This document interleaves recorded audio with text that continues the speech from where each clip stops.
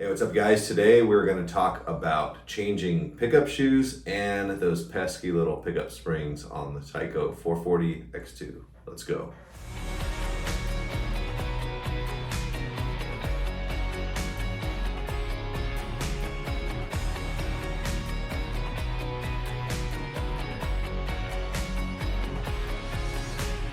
All right guys, today we're going to be talking about the Tyco 440X2 pickup shoe spring removal and installation. So this is going to apply to your Tyco 440 as well. So we will jump right into it. So first thing we're going to do here, we're going to pull off the pickup shoes, and you will see that the springs, they can just move around. I like to run the spring on the inside, just so that it doesn't have a chance to slip through between the brush barrel and the chassis, which I have seen if you run them on the outside. So just a little pro tip there. I also am going to pop the rear axle assembly out of that. Take note that the crown gear on Tycos is on the driver's side. And for those of you that are in Europe, it might be backwards, but since we're not in Europe, we're not talking about that. So the first thing I like to do after that is I like to install one of our Tyco, this is our brush band, or our motor bands. I forget exactly what we call them on the site, but this will keep your entire motor assembly together, which when you spread this chassis and pop that setup out, it's going to make life a lot easier. So we're going to pull this heat shield off of here. A lot of times, you can just ditch this thing altogether. I personally never ever ran those. I always took them off, and I was fully aware that if I touched this, I'd burn myself. And also, if you're running on carpet, you just want to be cautious of getting fuzz and stuff in there. So the next step that we're going to do, and this is where a lot of guys don't want to dive this deep into their slot cars, but these chassis are very flexible. You can see here I'm opening this whole thing up, and you could just pull this side open and pop that spring out, but we're going to go ahead and pull the whole motor assembly out of here. Okay, so that is the whole motor assembly, which right now it's being held together by our band, and then here you have your chassis with your traction magnets installed. So the stock traction magnets, they don't have a specific orientation, so you really don't have to worry about it if they fall out.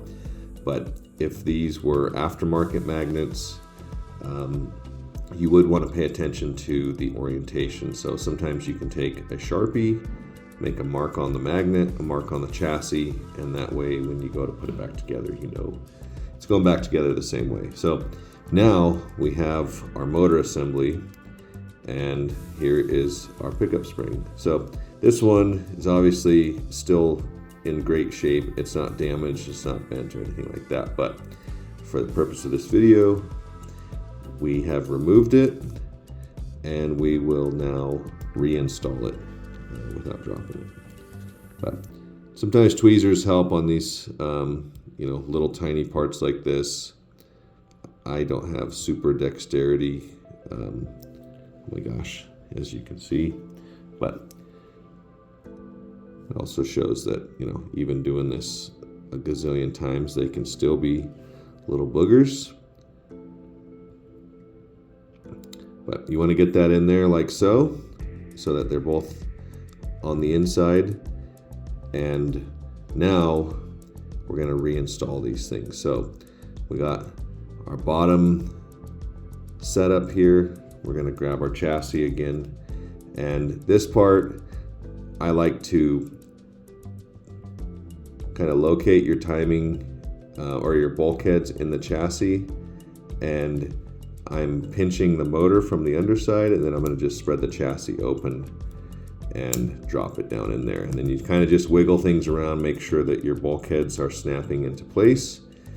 And now that whole motor assembly is back in there, and we can proceed with putting the pickup shoes on. So for the pickup shoes, from the underside, I like to hold the spring with my index finger so that it's making the spring, it's kind of preloading it into position, and then you want to hook the hook part of the pickup shoe around the brush barrel, pull it over so that it grabs the pickup shoe spring, and then very gently place it over the tab on the chassis, and that is ready to go. There's no binding.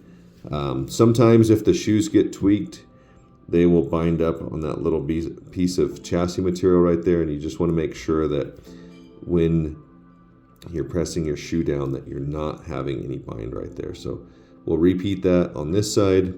Once again, we are running the hook of the pickup shoe around the brush barrel first, and then we're rotating it over so that it grabs the pickup shoe spring, which you can see the pickup shoe spring is engaged with the shoe, and then we're just very gently pulling it over this tab. You really don't want to bend.